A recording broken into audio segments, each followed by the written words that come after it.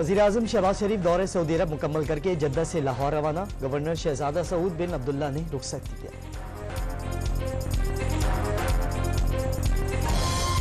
Chairman और deputy chairman senate के इंतखाबात रोकने की दरखास्त पर इलेक्शन कमीशन से जवाब तलब।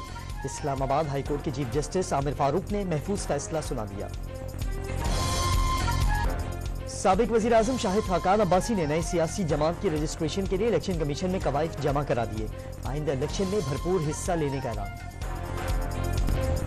मुल्क की मईशत को दरपेश चैलेंजेस से निमट कर मुल्क को तरक्की की राह पर डालेंगे। वज़ीर तिजारत जाम कमाल की प्रेस कॉन्फ्रेंस। ताजिरों को हर मुमकिन ताउन की यकीन दहानी।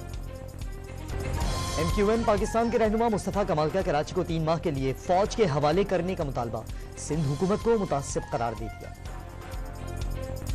गजा पर सेहूनी बमबारी जारी, मजीद 38 फलस्तीनी शहीद। 7 अक्टूबर से अब तक शहादतों की तादाद 33,207 हो गई। 7,000 के करीब लाशें मलबे में दफन हो गई। इसराइल पर आलमी दबाव का असर। सेहूनी रियासत ने 322 ट्रक गजा में दाखिल होने की इजाजत दे दी। इस्लामाबाद के गौरी टाउन फेज 4 में तेज धार आले के वार से 3 अफराद जख्मी, वालिद और 2 कमसिन बच्चे शामिल। और पाकिस्तान स्टॉक एक्सचेंज में जबरदस्त तेजी का रुझान। इंडेक्स 1200 से ज्यादा पॉइंट्स के इजाफे से 69,629 पॉइंट्स पर बंद हुआ।